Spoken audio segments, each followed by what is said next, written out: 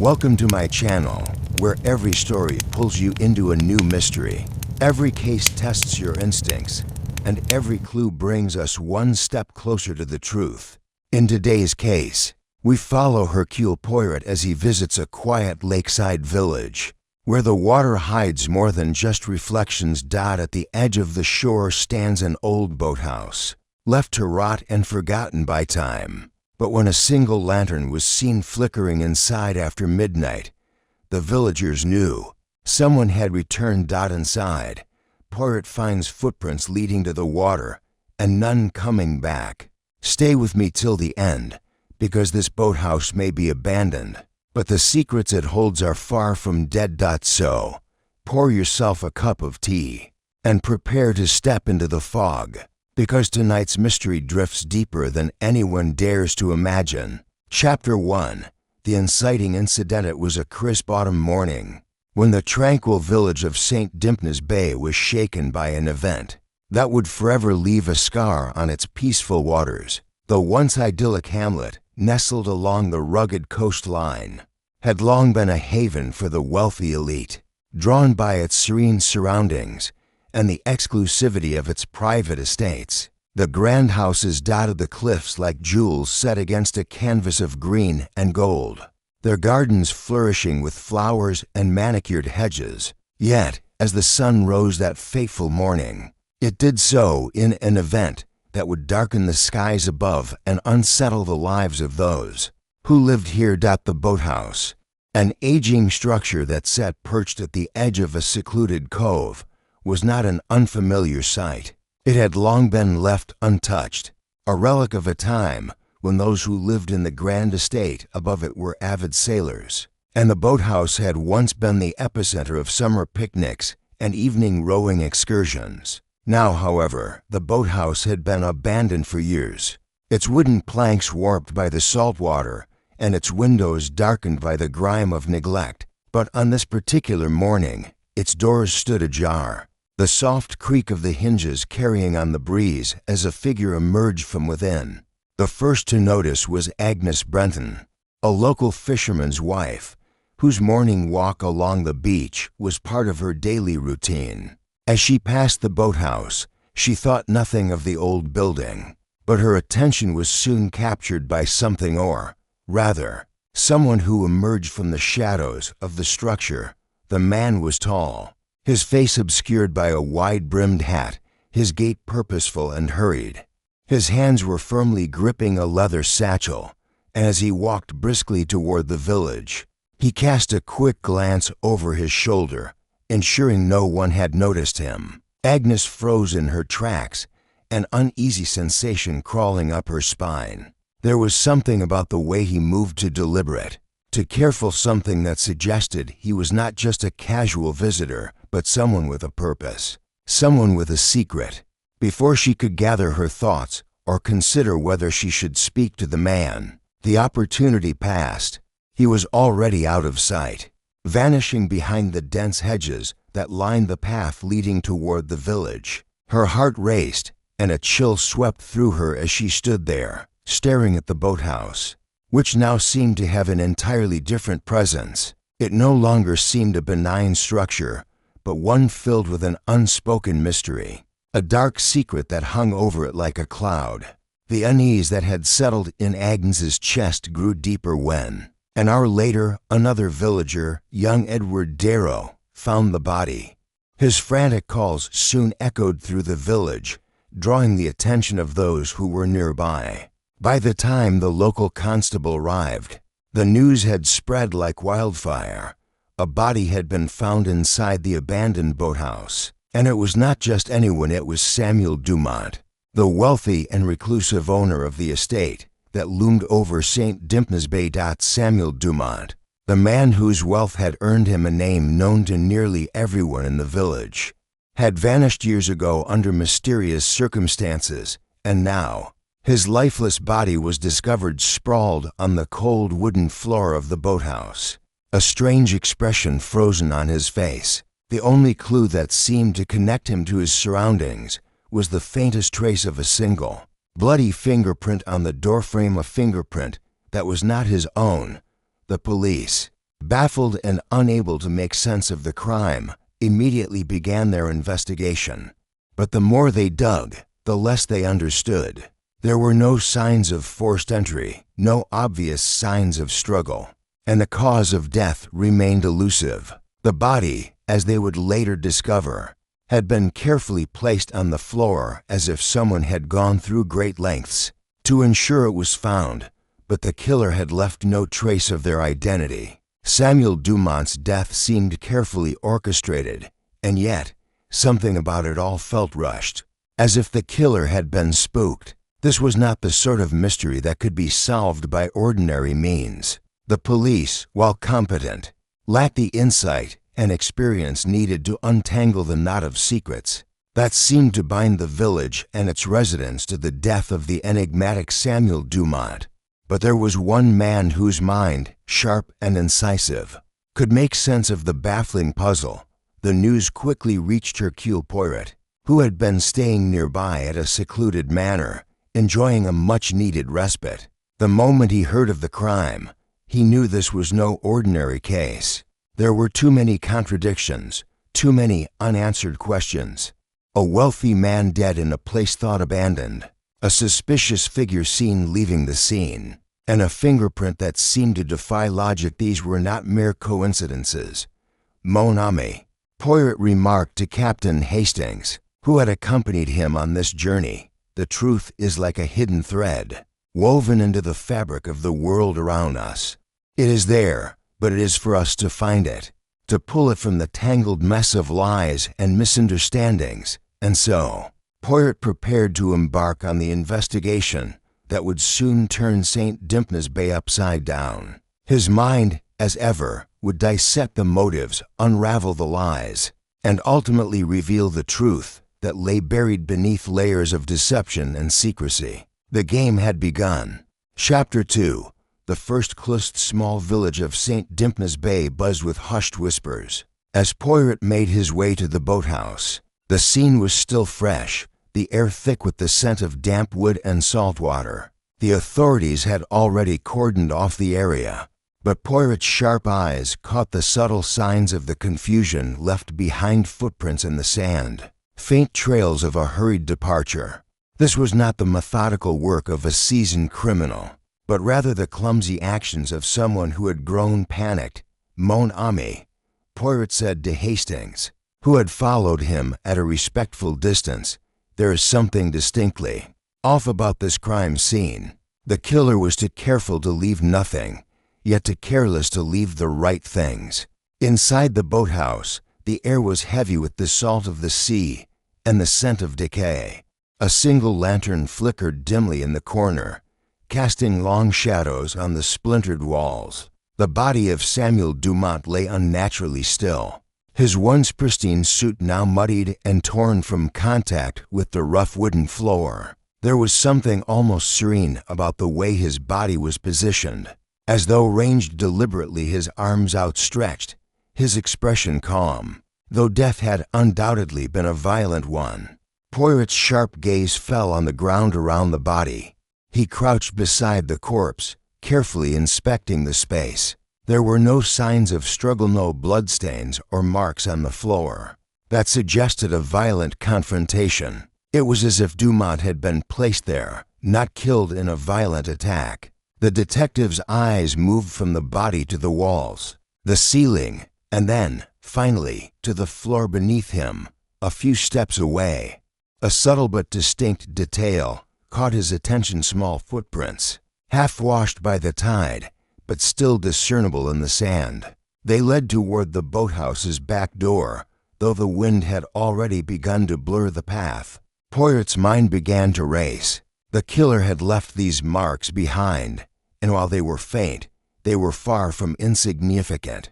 They were an undeniable connection to the scene. As Poirot stood up, he nodded to Hastings. You see, my friend, the criminal thought he had covered his tracks, but even in their haste, they left traces that cannot be ignored. Poirot's eyes then returned to the body of Dumont. Something about the arrangement of his body seemed wrong. It wasn't just the positioning. It was the subtle tilt of his head, the placement of his hands. It was as though the killer had deliberately chosen this position.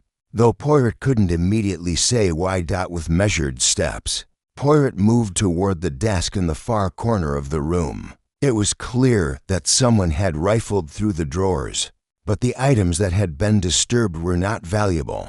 There were no papers missing, no keys or letters that might have signaled a struggle or a theft. It was as if the room had been carefully, if absent-mindedly, disturbed. "This is most peculiar," Poirot murmured. The killer had no interest in the tangible things, the wealth, the papers. No, the crime was not for gain, but for something else, something much deeper. Hastings, standing nearby, scratched his head. "You think it was a crime of passion? A lover's quarrel, perhaps?" Poirot's lips curled into a small smile, though his eyes remained focused on the details of the room. "Mon ami, there are many possible explanations for a crime like this, but passion, while powerful, does not leave such careful traces. The killer was too methodical to deliberate. This is not a lover's quarrel, I assure you." Poirot's eyes caught a glint of something on the ground, near the body's left hand. It was a small, shiny object, something Dumont must have been holding before he was killed. The object was small, a pin of sorts, shaped like a delicate bird in flight, its wings crafted with intricate care. Poirot bent down to pick it up. It was delicate, elegant, just like the man who had worn it. "Ah, mon ami, here's a clue," Poirot said, holding it up. "A pin, a bird in flight. This is no ordinary piece of jewelry. It is significant, but how? That is what we must discover." Hastings, always eager to contribute, took a step forward. "Perhaps someone gave it to him? A gift, maybe." Poirot smiled again, though this time it was with the air of someone who had already worked out a larger portion of the puzzle. "It is likely, yes, but it is not the gift that interests me, it is the giver. Who gave Dumont this pin, and why? That is the question we must answer." The detective stood up and surveyed the room once more. Everything about the scene felt wrong, not in the sense of a chaotic crime scene, but in the precise arrangement. There were too many small inconsistencies, too many unanswered questions, and Poirot's mind was already racing through the possibilities, each leading to a new path, a new layer of deception waiting to be uncovered. As Poirot turned to leave, his gaze settled on the window, where the first light of dawn was beginning to creep across the horizon. The village, still shrouded in early morning mist, seemed at odds with the terrible crime that had just unfolded. But Poirot knew that beneath this quiet facade lay the truth hidden, waiting, ready to be uncovered. With a final glance at the body, Poirot turned to Hastings. "We must begin our interviews now. The answers will come, but only if we look carefully. Remember, my friend, the smallest details often hide the most important truths." As they left the boathouse, Poirot's thoughts were already turning toward the next phase of the investigation. It would not be easy. This case would be full of twists and turns, but he was certain of one thing. The truth was waiting just beneath the surface, and it would not remain hidden for long. Chapter 3: The Gathering of Suspects. Sun had barely crested the horizon when Poirot and Hastings arrived at the grand estate. Overlooking St. Dympna's Bay, the once tranquil mansion now felt like a fortress of secrets, its high walls casting long shadows across the meticulously kept gardens. Poirot's sharp eyes flicked across the vast estate, noting the fine details, the stone path worn smooth by years of foot traffic, the neatly trimmed hedges, and the polished windows that gleamed in the morning light. All was perfect, and yet the perfection felt wrong. There was a deep unease settling over the house, a quiet tension that had yet to break. As the two men made their way through the front door, they were greeted by the household staff, a butler, a maid, and a cook, all of whom seemed unnaturally composed, their expressions steely, as if they too were guarding something. Poirot's sharp eye noted their reactions to his presence: faint unease, a subtle tightness in their movements, but he gave nothing away. This was not the time for questions. Not yet. They were led into the drawing room, where the suspects were already gathered. Each one sat as though they had been waiting for this moment, the silence between them thick and uncomfortable. Poirot's keen eyes swept across the group, noting their positions, their body language, the subtle clues that spoke volumes about their inner turmoil. There was Eleanor Dumont, the widow of Samuel Dumont, her face pale, her eyes red from weeping. Yet there was something forced about her grief. Her hands were tightly clasped in her lap, the knuckles white, and her lips were pressed into a thin, tight line, as though she was holding back something perhaps more than just her emotions. Poirot couldn't help but notice the way she shifted in her seat, as though constantly on edge, anticipating something. Beside her was Charles Dumont, Samuel's estranged nephew. He was tall, with sharp features and dark, piercing eyes. There was a cool detachment to his demeanor, a calmness that felt calculated. He was the first to make eye contact with Poirot, his gaze unwavering, though it lacked the warmth one would expect from a grieving relative. Charles had the air of a man who felt himself superior to the situation, a man who was perhaps too confident in his own composure. Poirot had learned long ago that people like him often had the most to hide. Next to him sat Catherine Durand, a woman in her early 30s, with striking auburn hair and an air of quiet mystery. Her hands were folded neatly on her lap, but her eyes flickered nervously from one person to another. She seemed out of place here, as though she had been thrust into this situation without her consent.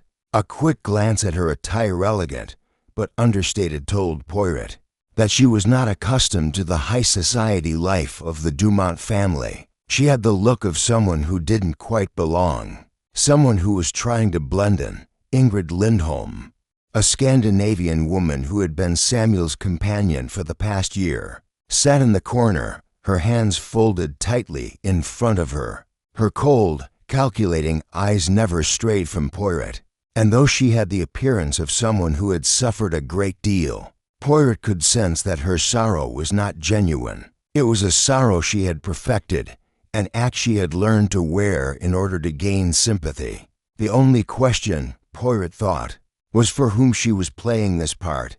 The last person in the room was Dr. Jean-Claude Ekstrom, a local physician and longtime family friend of the Dumonts. He sat with his back straight, his hands resting on the armrests of his chair, his face impassive. He had the look of a man who was used to remaining in control of his emotions, someone who had mastered the art of maintaining composure in the face of crisis. Poirot could not help but notice the slight twitch at the corner of his mouth, a sign that even this seemingly calm man was struggling to contain his feelings. Dr. Ekstrom had been close to Dumont in life, but now there was an unmistakable distance between the two men. Poirot wondered if that distance had always been there, hidden beneath the surface of their friendship. Poirot's eyes lingered on each person for a moment longer before he spoke, his voice soft yet carrying the weight of authority. "I trust you all know why I am here," he began, his gaze sweeping across the room. "The death of Samuel Dumont has left us all with many questions, questions that only the truth can answer." There was a pause, an almost imperceptible shift in the room as each person reacted to the mention of Dumont's name. Eleanor's lips trembled, Charles's eyes narrowed slightly, Catherine shifted in her seat, and Ingrid's expression hardened. Only Dr. Ekstrom remained unmoved, his face a study in neutrality. Poirot continued, his tone calm and measured. "But it is not only the death of Mr. Dumont that concerns us, is it? There is more here, something that is not immediately apparent, a piece of the puzzle that is hidden from our view." He looked directly at Eleanor Dumont, the widow. "You were the last to see your husband, non?" Eleanor hesitated, her eyes darting nervously to Charles before she spoke. "Yes, of course. Samuel and I. We had our differences, but I did not want this. I never wanted this." Poirot nodded slightly, acknowledging her words without judgment. Perhaps, madam, but your husband's life was not taken in a moment of passion. No, this is the work of someone who knew exactly what they were doing, someone who had planned it carefully. His eyes moved to Charles Dumont. You, Monsieur Dumont, have a certain coldness about you, a calmness that could easily hide a guilty conscience. Charles met Poirot's gaze without flinching, though his jaw tightened imperceptibly. I've told you everything I know. I didn't do it. Poirot's gaze sharpened as he scanned the others in the room. Ah, but what if you did not do it, Monsieur Dumont? What if someone else in this room holds the key to the mystery? What if you all know something that you are not saying? The tension in the room thickened as Poirot's words sank in. Each of the suspects was now acutely aware that they were under scrutiny, that their every gesture, every glance, was being examined. Poirot allowed the silence to hang for a moment longer, then said, I will speak to each of you one by one. I will listen to your words, yes, but I will also listen to what you do not say. For the truth, it is never in the words alone. It is in the silence, in the things left unsaid. With that, Poirot turned to Dr. Ekstrom, his gaze piercing. Shall we begin with you, Doctor? Chapter 4. Poirot Arrivas' room fell silent as Dr. Ekstrom's sharp gaze met Poirot's. His posture was impeccable, every inch the composed professional, but the tension beneath his calm demeanor was palpable. Poirot studied him carefully, noting the subtle flickers in his eyes, the slightest stiffening of his shoulders as he prepared himself for questioning. There was a sharpness to Dr. Ekstrom's intelligence that, like Poirot's own, was as much a weapon as it was a defense. Poirot moved closer, his footsteps light, almost silent, as he circled around the doctor's chair. His gaze never wavered from Dr. Ekstrom's face, but his eyes were alert, scanning for the smallest tell, the imperceptible twitch, the shift in expression that might give away the truth. Dr. Ekstrom cleared his throat, a subtle but clear attempt to steady his nerves.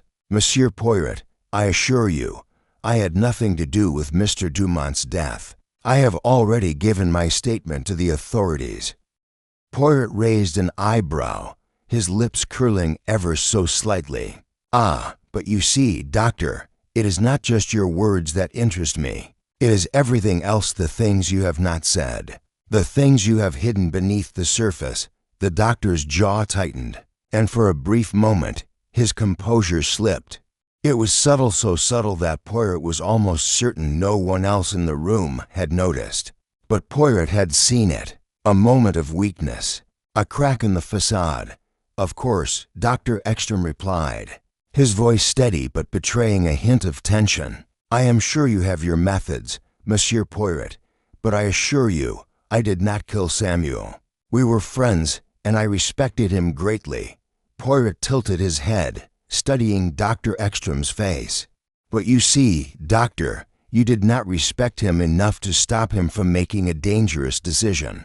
Did you? A decision that ultimately led to his death. The words hung in the air, heavy with meaning.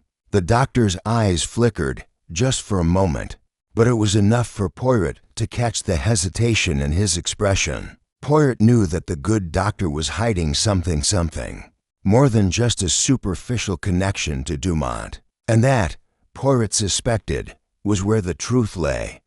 Why don't you tell me, Doctor? Poirot continued, his voice as smooth and measured as ever, about your relationship with Mr. Dumont. How did you come to be so involved with him? Dr. Ekstrom shifted in his seat, his hands clasping tightly together, knuckles pale. The doctor's gaze darted briefly to the others in the room, before returning to Poirot's piercing stare. As I said, Dr. Ekstrom began, his voice a little firmer now. Samuel Dumont and I were old friends. We went back many years, met in Paris during our youth, actually. We had similar interests, and our professional paths occasionally crossed. He was a man of many secrets, yes, but aren't we all? Poirot's lips quivered in a faint smile. A man of many secrets indeed. But not all secrets are created equal, are they, Doctor? Some are more dangerous than others, yes? Dr. Ekstrom's eyes flashed briefly with something. Was it irritation? Or was it something darker? The doctor had always prided himself on his calm, collected demeanor, but Poirot was pushing him to the edge, and the cracks were becoming more evident with each passing moment. You are suggesting, Monsieur Poirot, that I had a hand in his death because of some buried secret, Dr. Ekstrom said, his tone more clipped now. I assure you, that is not the case. Poirot remained silent for a moment, watching the doctor carefully. He was very good at maintaining his composure, but Poirot could tell that there was something more to Dr. Ekstrom's involvement with Dumont than met the eye. The subtle tension in his words, the way his posture remained rigid even as he tried to appear casual, it was all part of the puzzle, and Poirot was determined to figure out where the pieces fit. Tell me, Doctor, Poirot said, his voice softer now. What did Samuel Dumont's sudden return to the estate mean for you? I understand that you have not seen him in quite some time. The question seemed to hit Dr. Ekstrom harder than expected. His jaw tightened, and for a brief moment, he looked away, his eyes drifting toward the window as though seeking an escape. But it was only a moment. He quickly regained control and faced Poirot once more. It meant nothing, Dr. Ekstrom said, his voice betraying a slight tremor. He came back to the estate after a long absence, yes, but that was of no concern to me. We had lost touch over the years. Poirot smiled inwardly. The doctor was lying, at least, partly. The way his gaze shifted, the hesitation in his voice, it was as though he was trying to convince himself, as much as he was trying to convince Poirot.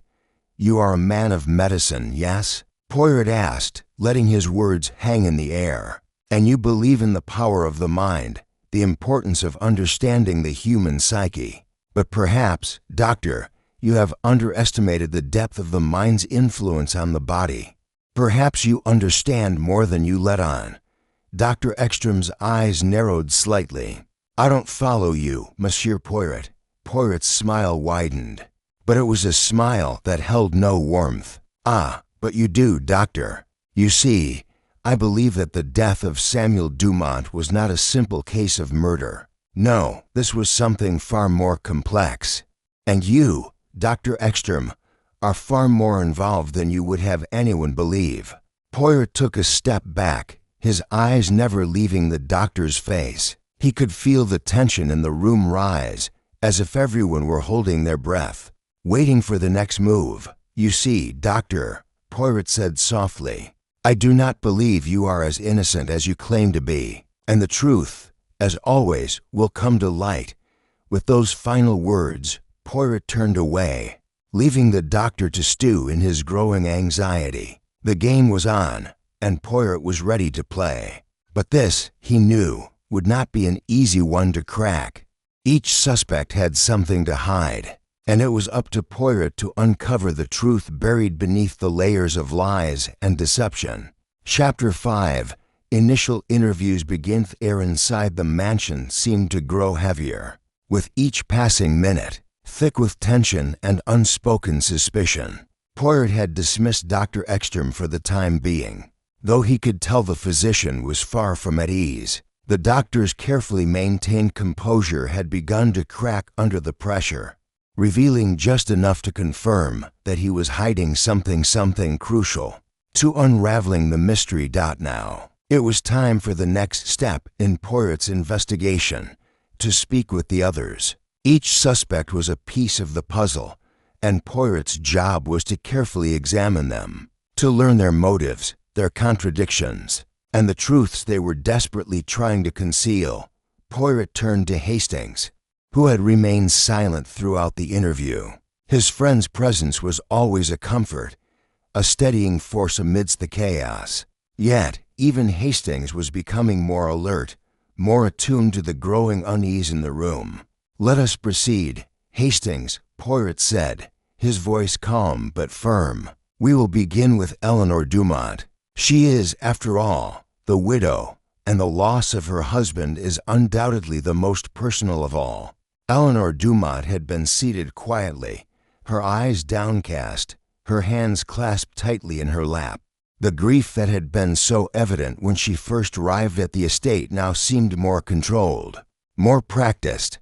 Poirot had seen enough to know that grief, while deeply personal, often gave way to a kind of performance, and Eleanor Dumont's performance had begun to feel a little too polished as Poirot approached. He took in every detail of her appearance, the faint trace of makeup that had been carefully applied, the delicate yet expensive clothing that seemed at odds with her subdued demeanor. Everything about her screamed sophistication. But there was something else lurking beneath the surface. Poirot could feel it, an undercurrent of something darker, something concealed. Madame Dumont, Poirot began, his voice gentle, almost comforting. I am sure you must be in great pain after the loss of your husband. But the time has come for us to speak openly. No, the truth will help you, madam. It will set you free. Eleanor raised her eyes to meet him, and for a brief moment, Poirot saw a flicker of something that might have been fear or perhaps guilt. It was gone so quickly that he almost doubted himself, but Poirot's instincts rarely failed him. This woman was hiding something, and it was more than just the obvious sorrow over her husband's death.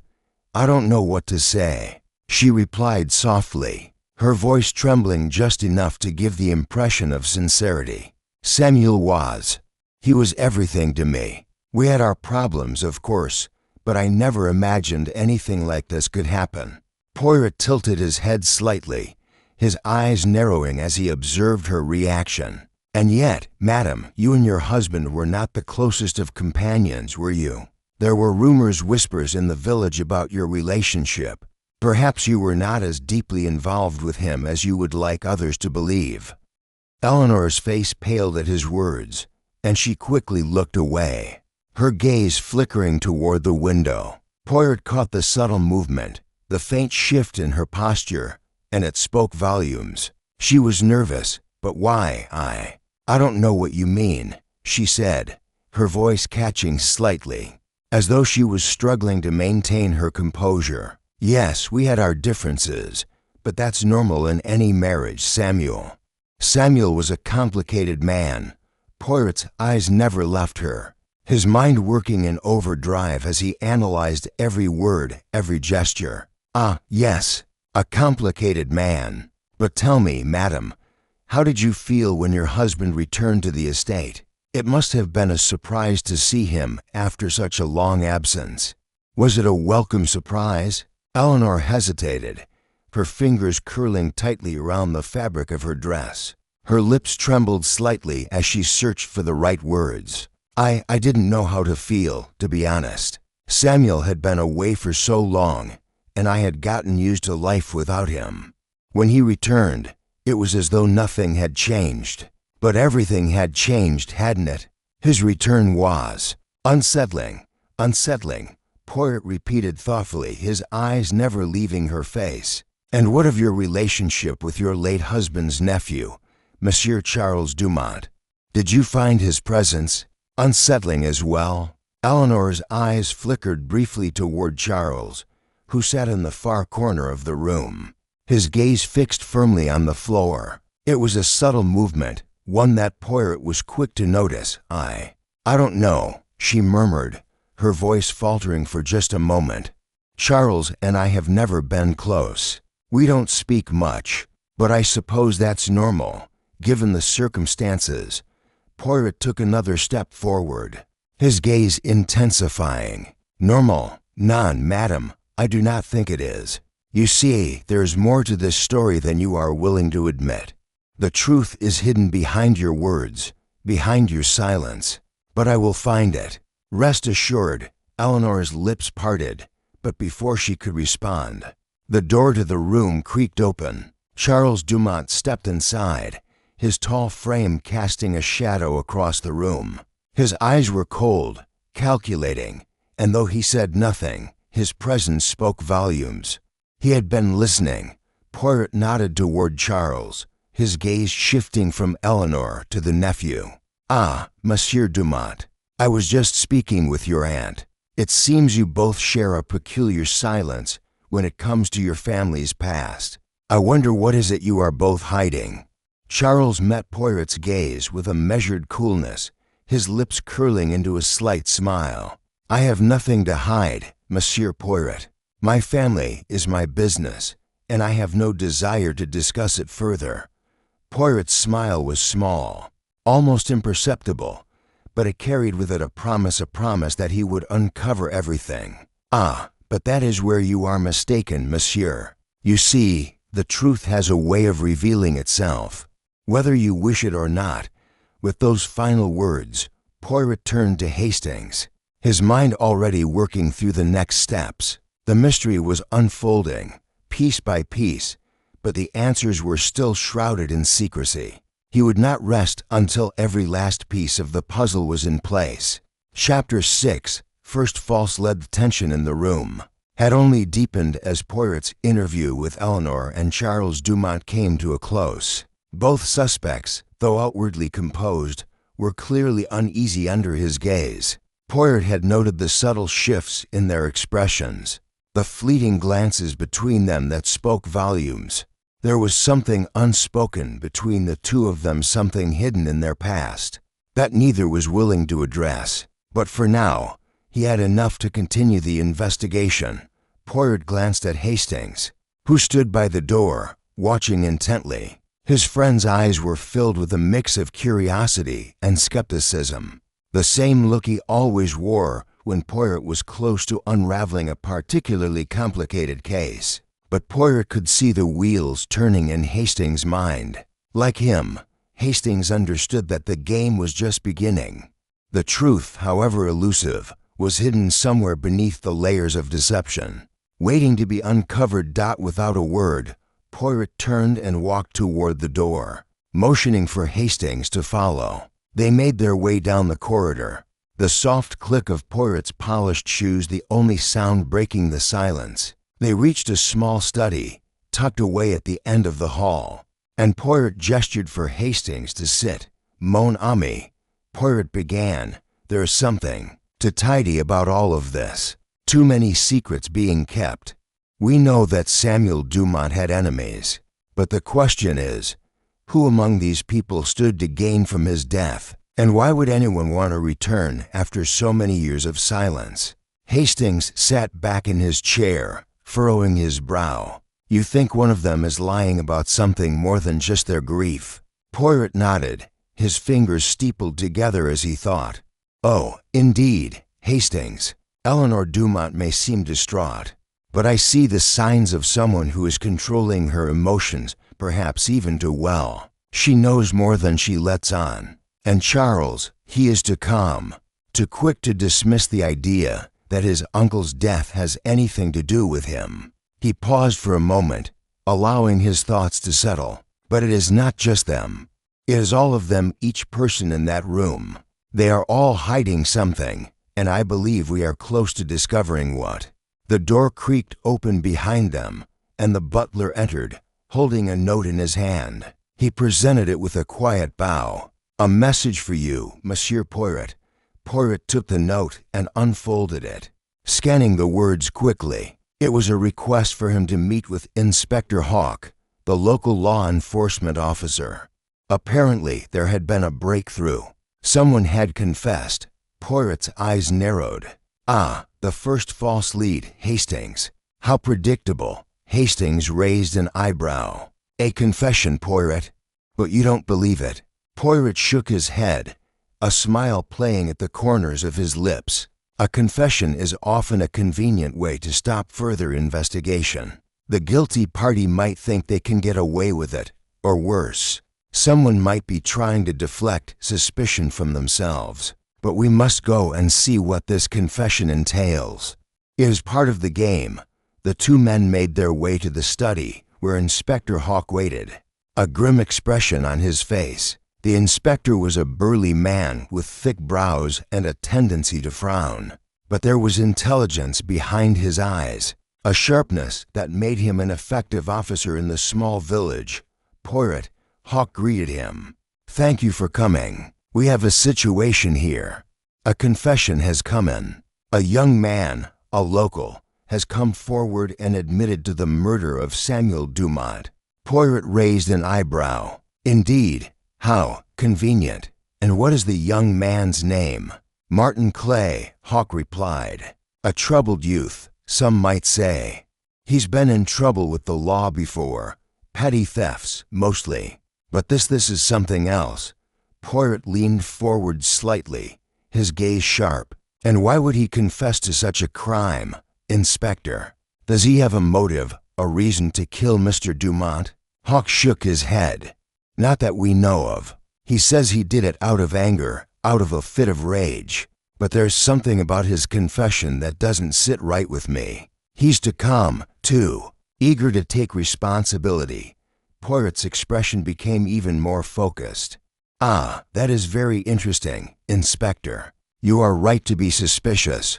The calmness of a confession, the eagerness it is often a sign of manipulation. Either he is guilty and attempting to take the blame to protect someone else, or he is being coerced into saying something that is not true. Hawke nodded, clearly relieved that Poirot understood the gravity of the situation. We need your help, Poirot. The confession is damning, but we don't have the full picture yet. We need you to speak with him. Poirot stood up, a sense of purpose in his step. Of course, Inspector. We will go and see this young man, and I will speak with him. But let me be clear, I do not believe in coincidences. The timing of this confession is too precise. Someone is trying to cover their tracks. Hastings followed Poirot out of the study, his thoughts running through the possibilities. So you think someone else is behind it all, Poirot? But why would they let this young man confess? It doesn't make sense. Poirot's eyes twinkled with quiet confidence. Precisely, Hastings. That is why we must go and speak to him. The truth, as always, is far more complicated than it appears. And it is only through careful examination of the details of the lies, the contradictions, that we will find the real killer.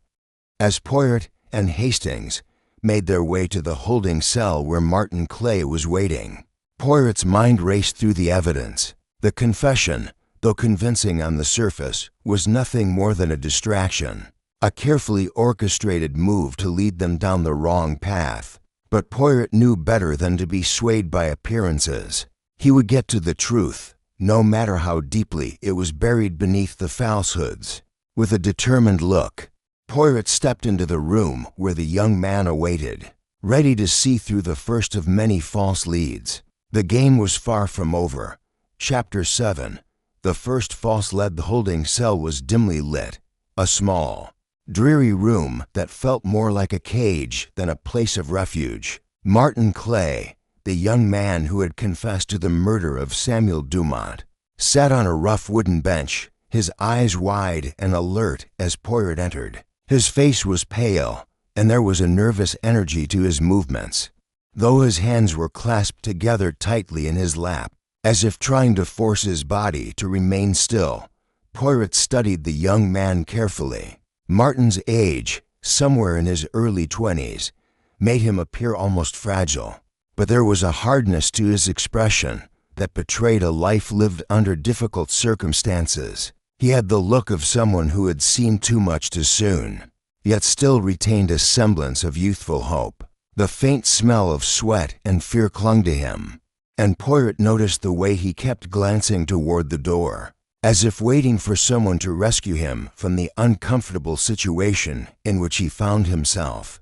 Poirot took a seat opposite the young man, his movements deliberate and slow. He did not want to rush this moment. The truth would not reveal itself if he pushed too hard.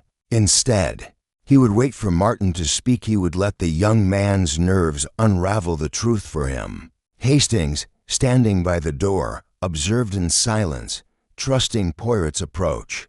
The tension in the room was palpable, and even Hastings, who had been through many of Poirot's investigations, could sense that something was off about this confession. Martin, Poirot said softly, his voice calm and measured, I understand that you have confessed to the murder of Samuel Dumont, and I must tell you, that is a very serious matter. But I want you to be honest with me. Was it truly you who killed Mr. Dumont?" Martin's eyes flickered with uncertainty. He looked down at his hands, the knuckles of which were white from his tight grip. I didn't mean to," he stammered. It was an accident. He said some things, and I lost it. I didn't know what I was doing." Poirot watched him closely, noting the tremor in Martin's voice, the way his gaze darted around the room, avoiding direct eye contact. His story was already falling apart. Confessions made under duress, especially those spoken by someone like Martin, who was clearly not accustomed to handling such pressure, rarely held up under scrutiny. "An accident, you say?" Poirot asked, his voice tinged with disbelief. "But an accident does not usually involve a carefully planned return, does it? The evidence at the scene suggests that Mr. Dumont was placed in a specific position, and yet you claim it was all unintentional." Martin stiffened at the words, his eyes widening in alarm. I didn't do that. I swear it wasn't me who did that. I didn't even touch him after the argument. I just left." Poirot's brow furrowed as he leaned forward slightly, his gaze intensifying. "Then why, Martin, are you here? Why did you come forward to confess? What reason did you have to tell the police that you killed Mr. Dumont, when you are clearly lying to me now?" Martin swallowed hard, his throat dry, and for a long moment he said nothing. Poirot could almost see the internal struggle in the young man's mind, the fear, the desperation to get away, and yet the knowledge that he had dug himself into a deep hole from which there was no escape. Finally, after what seemed like an eternity, Martin spoke in a barely audible whisper. "I thought it would make everything go away. I thought that if I confessed, maybe they would leave me alone. Maybe they would stop asking questions." Poirot nodded slowly, understanding now that this was not the confession of a guilty man, but rather that of someone who was being coerced or manipulated into taking the fall. Martin's confession had been an act of desperation, not one born out of genuine remorse or guilt. "Who asked you to confess, Martin?" Poirot asked, his voice soft but filled with an undercurrent of urgency. "Who is behind this? Who told you to take the blame?" Martin's eyes darted toward the door again, as though he expected someone to walk in at any moment. His face was pale, sweat beading on his forehead. The words seemed stuck in his throat, and for a moment, Poirot thought he would remain silent. But then, with a tremor in his voice, Martin spoke again. "It wasn't supposed to go like this. I didn't know what to do. It was them. It was Charles and the others. They told me to say it. They said it would be better if I just confessed. They said it would be easier for everyone." Poirot leaned back in his chair, his mind racing. "Charles Dumont," he said softly, more to himself than to Martin. "And who else? Who are the others?" Martin shook his head frantically, his hands wringing together. "I can't say. They'll come for me. They'll come for my family." Poirot's eyes narrowed as he studied the young man. There was no doubt in his mind now Martin Clay had been manipulated, perhaps threatened, into taking the fall for Samuel Dumont's murder.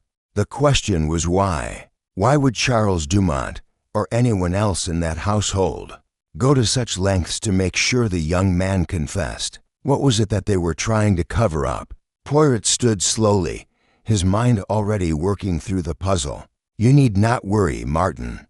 I will ensure you are not harmed. But first, you must tell me everything. Everything that you know."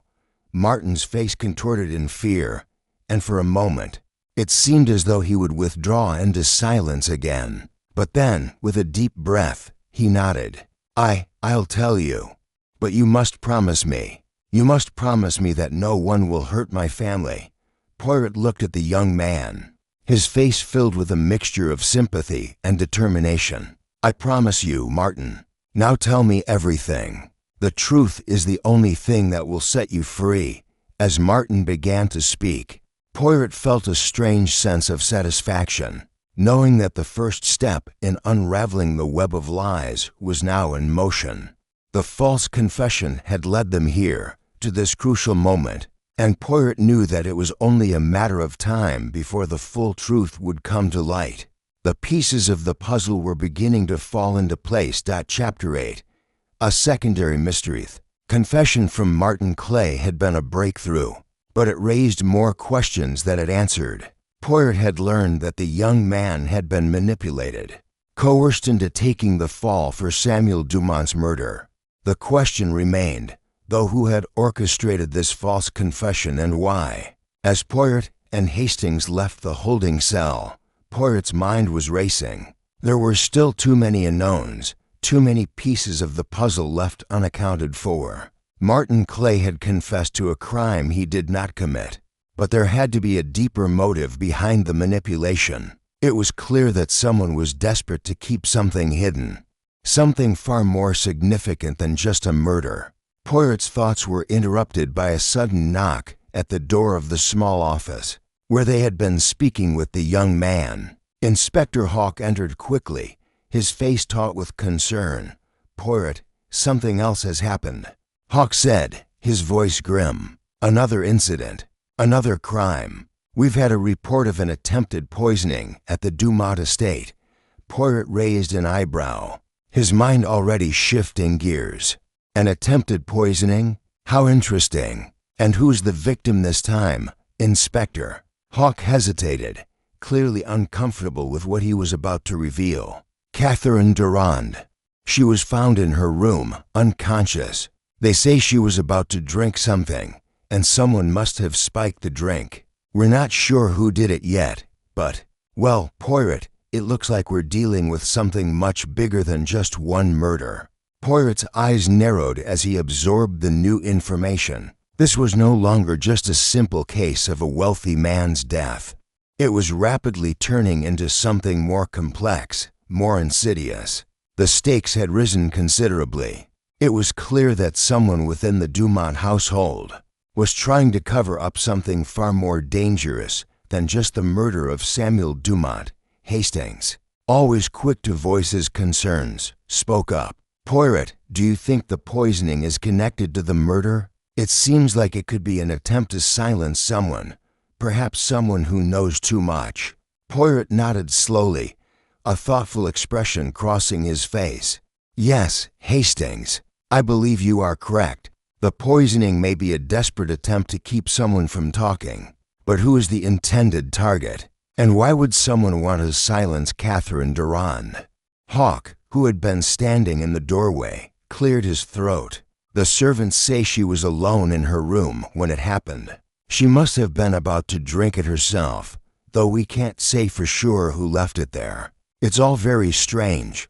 Poirot stood up, his movements deliberate. "We must go to the Dumont estate at once. The situation is becoming more convoluted by the moment. The attempt on Miss Durand's life may be the key to unlocking the truth." As Poirot, Hastings, and Inspector Hawk made their way to the Dumont estate, Poirot's mind remained focused on the deeper mystery that had begun to unfold. The murder of Samuel Dumont, the false confession, and now the attempted poisoning. It was all connected. He was sure of it, but the connection was still elusive, just out of reach. When they arrived at the estate, Poirot wasted no time in directing them to Catherine Durand's room. The air inside was thick with tension, and the faint scent of antiseptic hung in the air. Catherine lay in bed, her eyes closed, her breathing shallow. A maid stood by her side, wringing her hands in nervous agitation. Poirot approached the bed slowly, his eyes scanning the room for any signs of unusual activity. It was a modest room, decorated with simple elegance, but nothing stood out as particularly remarkable. The window was slightly open, letting in the fresh air from outside, and on the small bedside table sat an empty glass. Its contents, whatever they had been, were now gone. Poirot's sharp gaze fell on the glass. "Tell me, madam," he said to the maid, "when was the glass last seen with liquid in it? Was it before or after Miss Durand became unwell?" The maid, trembling, looked up at Poirot. "It was just before, sir. I brought it to her room earlier, after she had retired. She was feeling poorly, and I thought she might need something to settle her stomach." Poirot nodded thoughtfully, then turned his attention to Catherine. She remained unconscious, but the slight rise and fall of her chest suggested she was still alive, albeit weakened. Poirot turned back to the maid. Was there anything unusual about the drink? Anything that seemed out of place? The maid hesitated, her eyes darting around the room, clearly nervous. "No, sir. It was just water. I didn't notice anything strange. It was in the decanter from the dining room." Poirot's mind worked quickly, processing the information. The glass had been filled with water, and yet something had caused Catherine to fall unconscious. It was too soon to make assumptions, but Poirot had already begun to piece together a theory. Whoever had tried to poison Catherine had been careful to make it look like a simple mistake, perhaps an accidental contamination of her drink. But Poirot knew better. He had seen too many cases of deliberate misdirection to fall for such simple tricks. "Inspector Hawke," Poirot said, turning to the officer, "I must speak with the other members of the household. There's something more going on here, and I believe Miss Durand's poisoning is a clue. But to uncover the truth, I need to understand more about the relationships between these people. Who stands to gain from these crimes?" Hawke nodded, his expression grave. "We've been trying to figure that out, but it's all so tangled. Everyone seems to have their own secrets, and no one is talking." Poirot gave a small, knowing smile.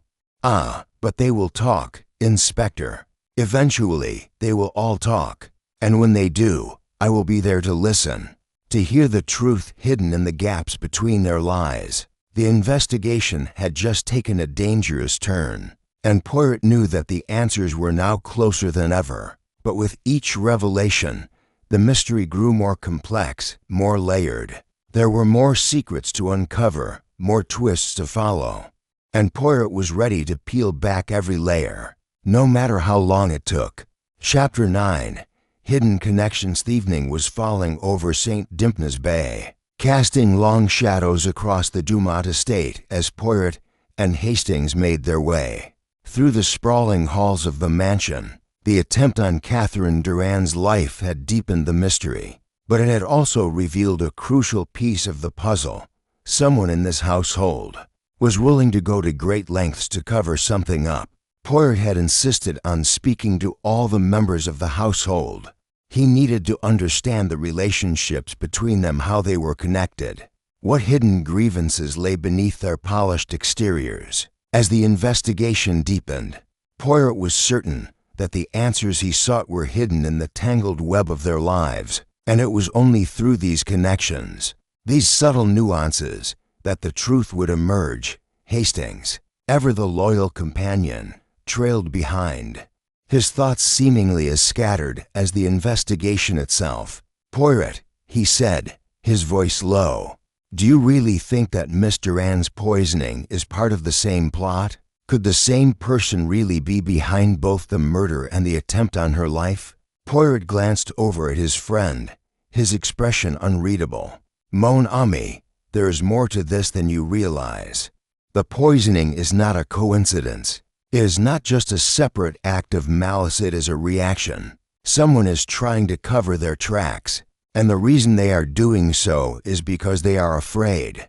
They reached the sitting room where Eleanor Dumont, Charles Dumont, Ingrid Lindholm, and Dr. Ekstrom were gathered. Poirot's keen eye immediately picked up on the subtle tensions that flared in the room. The moment they entered, the suspects had clearly been waiting, each one lost in their own thoughts. Yet all of them now turned their attention to the detective with a mixture of apprehension and guarded interest. Poirot wasted no time in addressing the group, his gaze shifting from one suspect to another. "I trust you are all aware of the recent events," he said, his voice calm but commanding. "The poisoning of Miss Durand and the murder of Samuel Dumont. It is clear that these incidents are connected, though the question remains how." The room fell into a heavy silence, each person looking at the other, their expressions ranging from discomfort to outright nervousness. It was clear to Poirot that they were all hiding something, but whether they knew it was connected to the murder or not, he could not yet say. "I must ask you all," Poirot continued, his eyes narrowing slightly, "about your relationships with Samuel Dumont. What did he mean to each of you? What secrets did he keep? And why did he return to this estate after so many years of absence?" Eleanor, the widow, was the first to respond. Her voice was measured, her tone controlled. "Samuel and I, we had our issues, but he was still my husband. His return was unsettling, as I said before, but I never imagined it would end like this." Poirot studied her face, noting the slight tremor in her voice and the way her eyes darted briefly to Charles. Before she looked away, she was hiding something, and Poirot knew that the truth was buried beneath her polished words. "Unsettling, indeed," Poirot said softly. "But what was it that unsettled you, madam? Was it merely the return of your husband, or was there something more? Something that perhaps you did not want to confront?" Eleanor stiffened, but before she could respond, Charles Dumont spoke up. His voice was smooth, almost as smooth, as though he had rehearsed his words. "Poirot, I think you are being a bit too harsh. My aunt has already said everything there is to say. Samuel's return was unexpected, but he was family. We all had our disagreements with him, but none of us wanted him dead." Poirot's gaze sharpened, and he turned his attention to Charles. "You speak with great confidence, Monsieur Dumont, but I wonder what exactly was your relationship with your uncle. You are his nephew, after all, and yet you seem to distance yourself from him, even in your words." Charles's lips tightened, and he quickly looked away. "I don't see how that's relevant, Poirot." Poirot's eyes never left him. "Ah, but it is relevant, monsieur. You see, I believe you know more than you are letting on, and I believe you are hiding something, just as your aunt is." Ingrid Lindholm, who had been silent up to this point, suddenly spoke. Her voice was low, but there was an edge to it. "What are you implying, Poirot? That we are all somehow connected to this? That we are all guilty?" Poirot turned his gaze toward her, his expression calm. "Not guilty, madam, but certainly involved. Each of you has a piece of this puzzle, and it is my job to put those pieces together. What I have learned from my initial investigation is that Samuel Dumont's return was not merely coincidental. He came back to this estate for a reason, and that reason is connected to all of you." Dr. Ekstrom, who had been sitting quietly in the corner, cleared his throat. "You are mistaken, Poirot," he said, his voice measured. "We are all here simply because we were in some way connected to Samuel. None of us are involved in his death. None of us had anything to do with the murder or the poisoning." Poirot turned to face him, his eyes piercing. "Ah, but you see, doctor, that is where you are wrong. It is precisely because you were all connected to Samuel that this crime is so complicated. The motive for his death lies not in his wealth or his position, but in the secrets he kept, the secrets that all of you were either a part of or knew about." There was a brief silence as Poirot's words settled in the air. He could see the shift in the room, the way each of the suspects began to retreat into themselves, their faces growing more guarded, their postures stiffer. The truth was out there, buried in their pasts, and Poirot was determined to dig it out. "I will be speaking with each of you individually," Poirot continued, his tone firm, "and I will not rest until I have uncovered every last detail. You will not hide from me, because the truth always finds a way to surface." The room remained still, the weight of Poirot's words hanging in the air. He knew the game was far from over, and with each passing moment, the stakes were growing higher. The murder of Samuel Dumont had unleashed a chain of events that no one could have predicted, and Poirot was more certain than ever that he was on the right path. It was just a matter of time before the truth came to light. With a final, determined glance at the gathered suspects, Poirot turned to Hastings. "We shall begin again, mon ami. The answers are closer than ever, but we must be patient. The next step in this investigation will reveal much more than we have learned thus far." And with that, Poirot left the room, his mind already turning to the next phase of the investigation. The hidden connections were starting to unravel, and soon, the truth would be within his grasp. Chapter 10. Poirot's Secret Clue. Poirot paced quietly in the study, the faint rustle of his coat as he moved in rhythm with his thoughts. Hastings, sitting across from him, looked up with an expression that balanced curiosity and caution.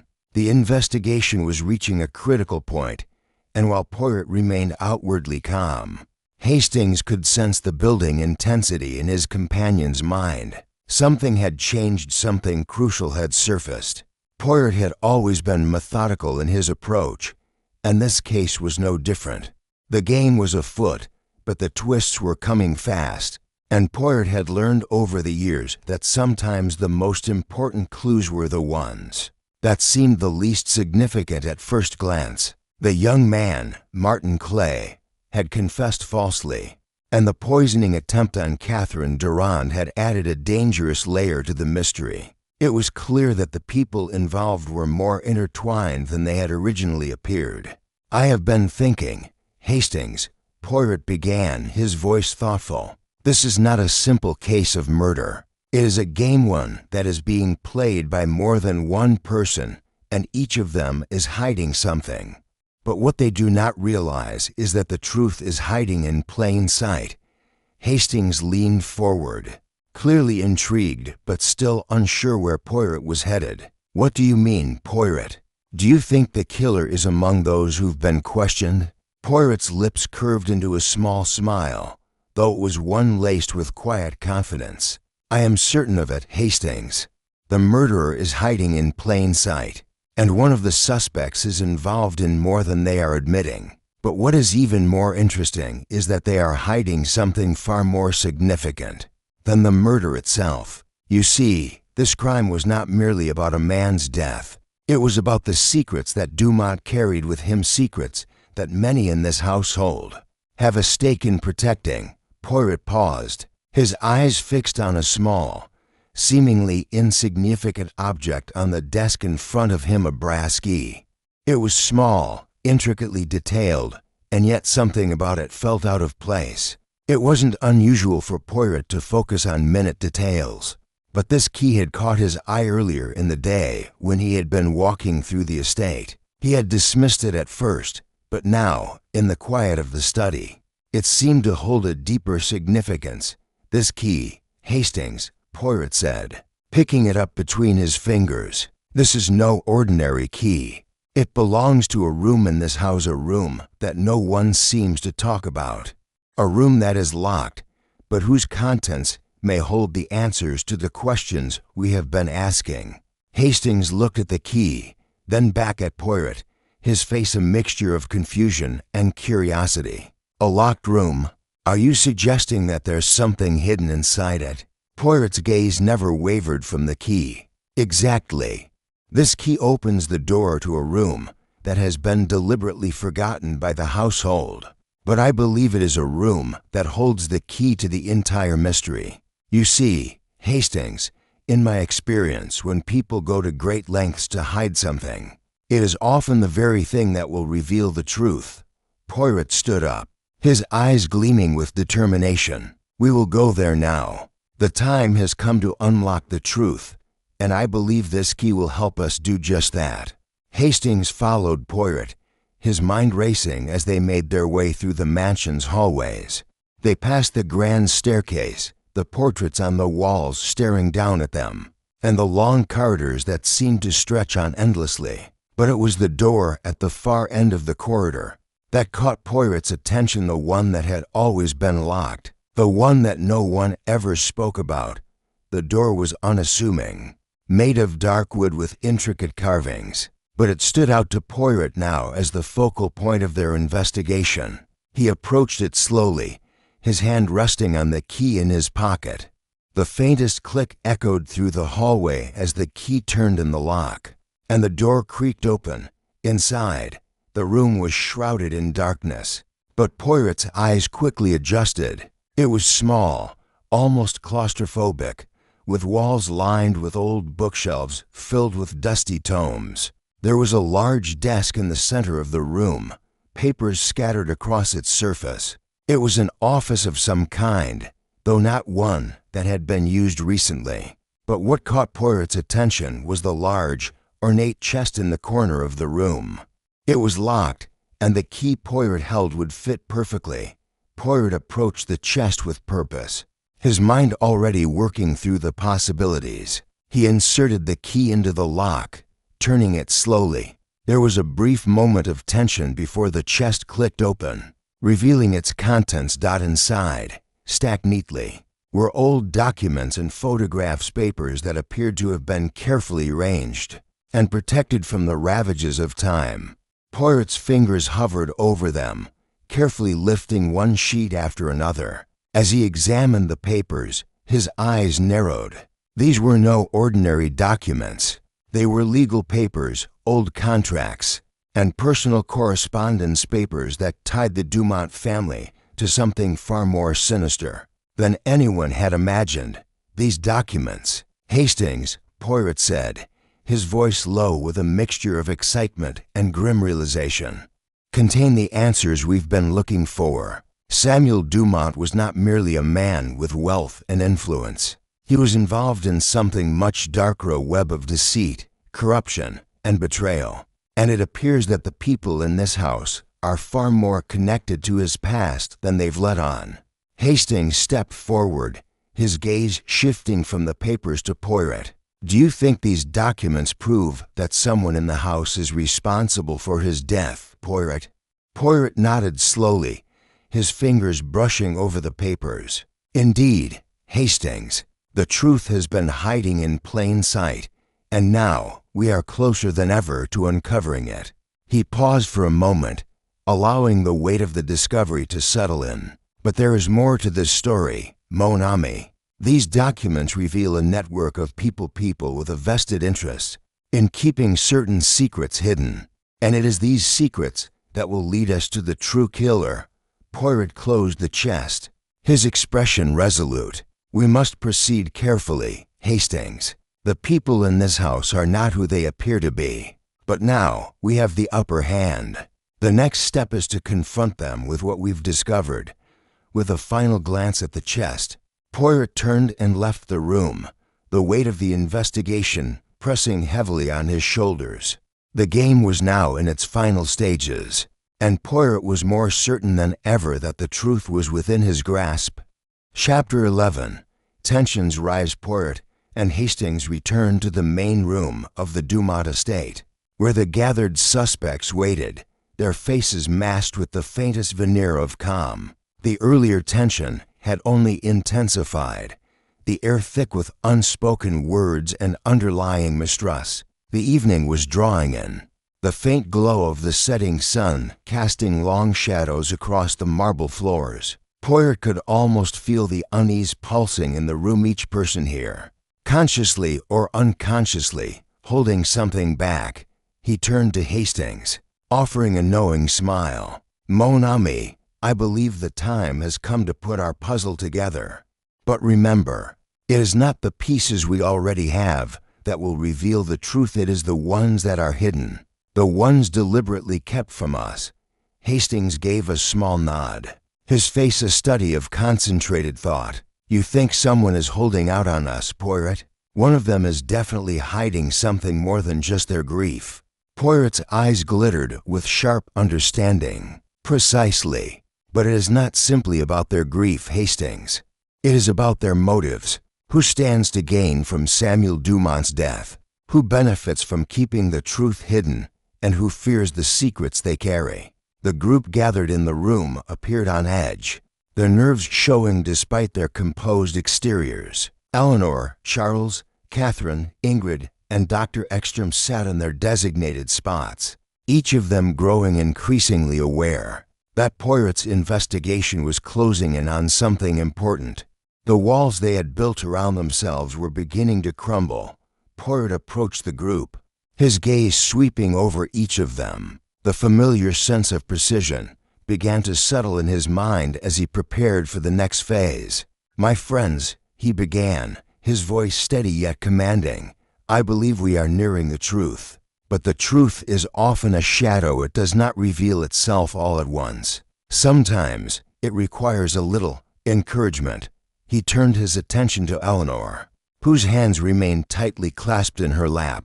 Her face, though still pale, was impassive as she met his eyes. "Madame Dumont, I have heard much from you already, but I still wonder, why did you choose to remain silent for so long about your husband's return?" Eleanor's lips pressed together, her gaze flicking toward Charles before she responded. "Samuel's return was a complicated matter," she said quietly, her voice laced with practiced calm. "We had been separated for years, and when he came back, it was not to heal old wounds but to stir them. There were issues between us, but they were not to be shared with the others." Poirot nodded, his gaze sharpening as he listened. "Ah, so there were issues between you and your husband that no one knew about. A rift, perhaps, that was deeper than the others realized. And yet, this rift did not cause you to tell the police immediately about his death, did it?" Eleanor's face twitched ever so slightly at the suggestion. "I did not kill him," she said, her voice firm but without conviction. "I didn't want him dead. You must understand that." Poirot's lips curled into a smile that was more reflective than reassuring. "Non, madam, I do not think you killed him. But the secrets you kept, those are what brought us here, to this very moment." Eleanor's eyes flickered with something in emotion she was quick to suppress. But Poirot had already seen it. There was fear there, buried deep beneath the surface. And it was not just fear of her husband's death. It was fear of something else, something more personal. Poirot turned then to Charles Dumont, whose expression was inscrutable, his eyes narrowed but calm. "Monsieur Dumont, you have been remarkably composed throughout this entire ordeal. But your actions, or rather your inaction, speak volumes. You claim to have had no part in your uncle's death, yet you seem unusually unconcerned by the fact that he is dead." Charles met Poirot's gaze without flinching. "I am not the one who killed him, Poirot, but I will admit that my relationship with my uncle was strained. He was a difficult man, and our family had its share of issues."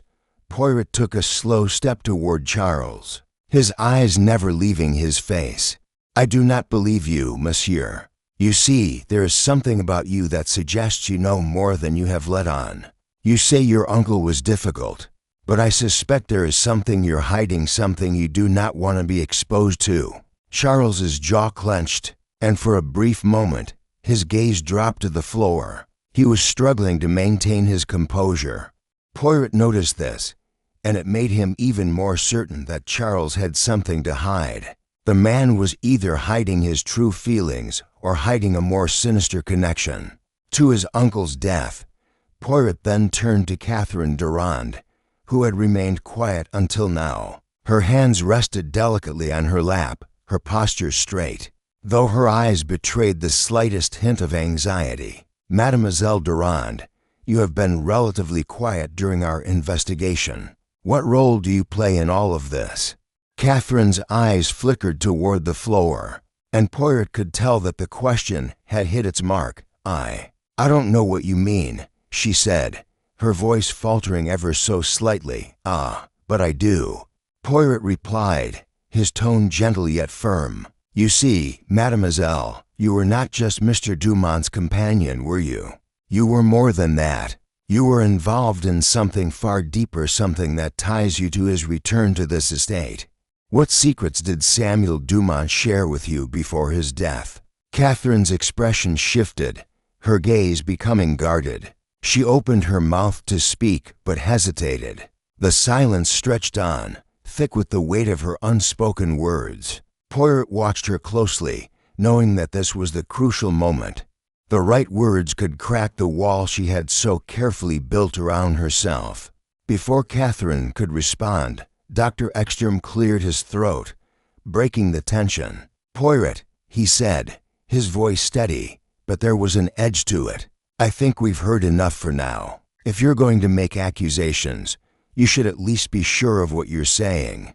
Poirot turned his attention to the doctor, his eyes narrowing slightly. I am sure, Dr. Ekstrom.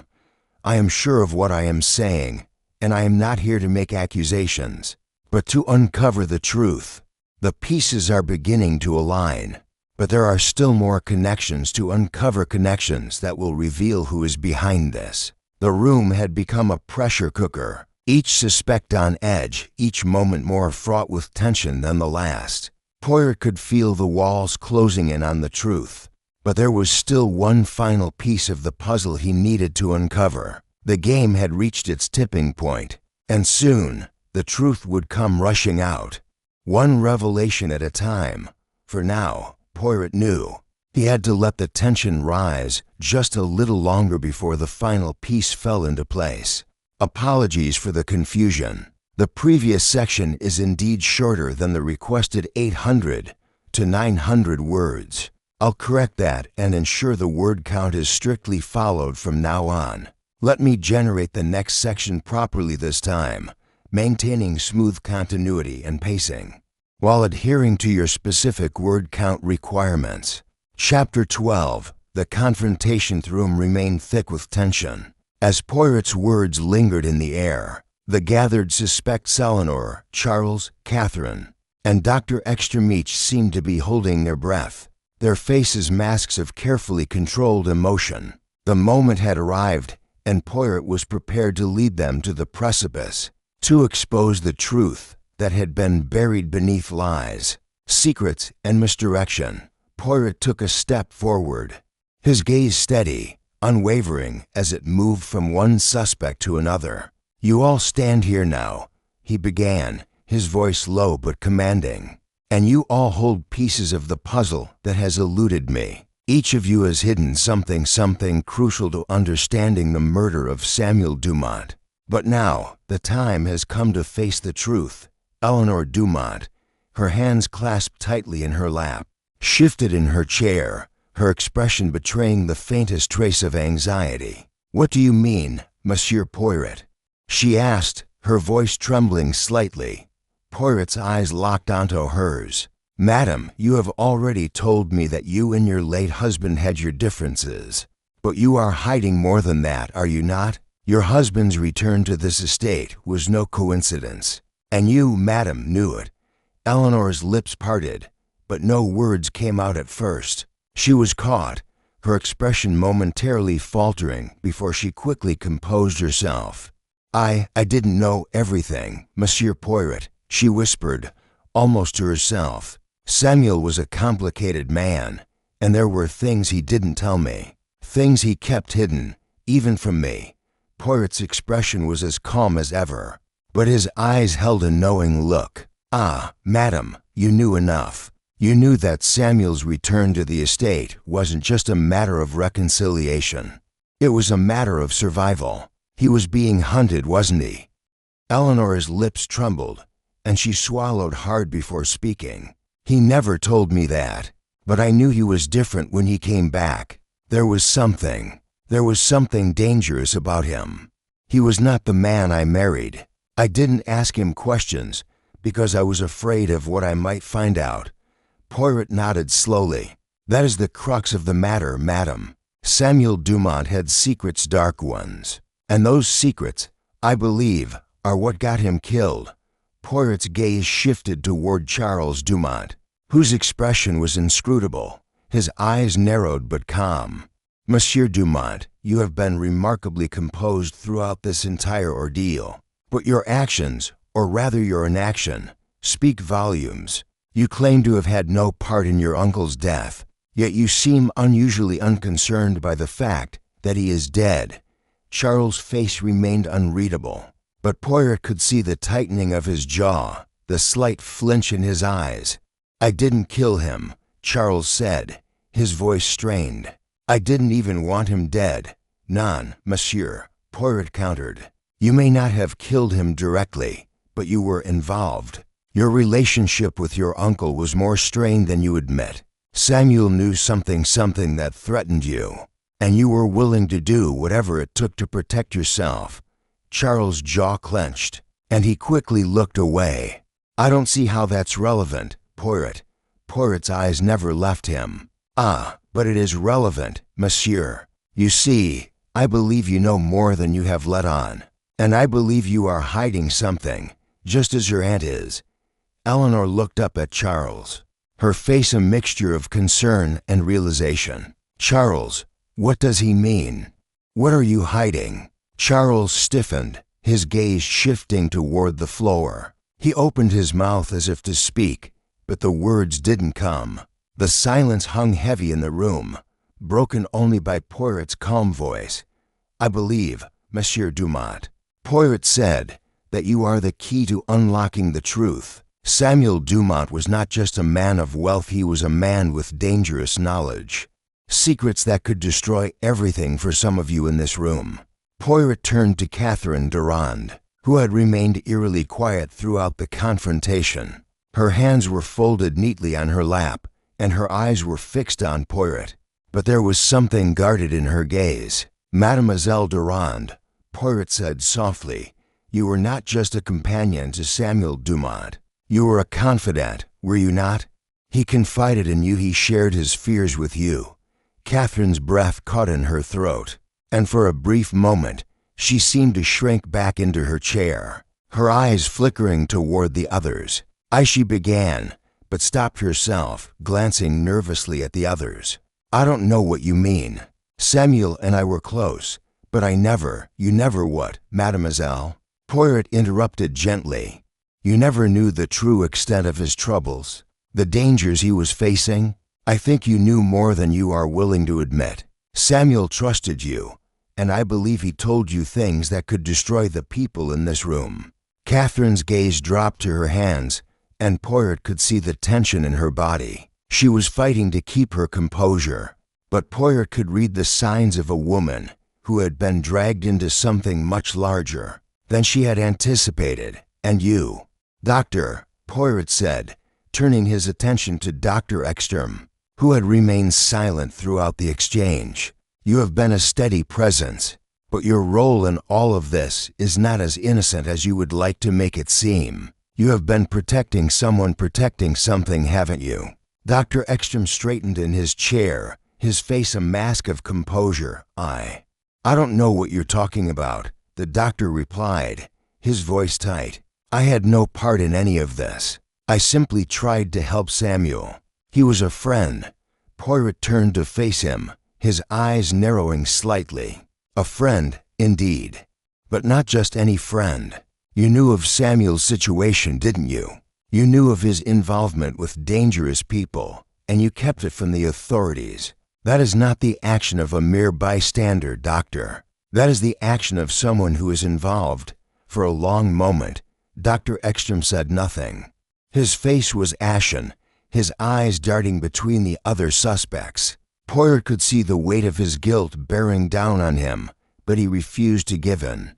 Refusing to make the next move, Poirot let the silence stretch for a moment before he spoke again, his voice quiet but firm. I know the truth, mon ami. You are all connected to Samuel Dumont's death, and it is time to face what you have done. The game is over. The truth will be revealed. The room was still, the weight of Poirot's words hanging in the air like a thick fog. Each suspect had been caught in the web of their own deceit, and the time had come for them to face the consequences. Poirot's eyes swept over them one last time, his heart already racing with the anticipation of the final unraveling. The truth was within reach, and soon they would all have no choice but to confront it. Chapter 13. A desperate attempt to escape. Heath room remained heavy with tension after Poirot's words, and the suspects seemed to stiffen under his scrutiny. Each person was caught in their own web of deceit, but now the time for answers was at hand. Poirot's gaze swept over the group, his mind already racing to the next move. Poirot's attention was focused on Dr. Ekstrom, who had been unusually quiet during the confrontation. The doctor shifted in his seat, a slight nervous twitch giving him away. Poirot was certain that the doctor's carefully maintained calm had been cracked. Before Poirot could address him further, the butler entered the room, his face pale and anxious. "Monsieur Poirot, there's been an incident. Mr. Rond is missing." The words hit Poirot like a jolt. He stood quickly, his mind instantly jumping to conclusions. Hastings was already by his side, his hand on the door, ready to follow Poirot's lead. "Missing?" Poirot repeated. "How could she be missing?" The butler's voice trembled. "She was in her room, and when the staff went to check on her, she was gone. The window's open, and there are signs she left in a hurry. We don't know where she went." Poirot's face remained calm, but his mind was already working quickly. "This is no coincidence," he said, turning to Hastings. "Someone is trying to cover their tracks. Mr. Rond has disappeared for a reason." Poirot's eyes narrowed.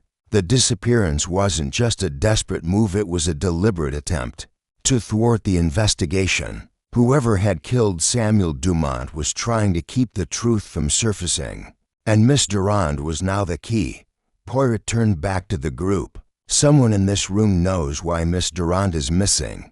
Someone wants to stop the investigation. It's clear to me now. The truth is being hidden."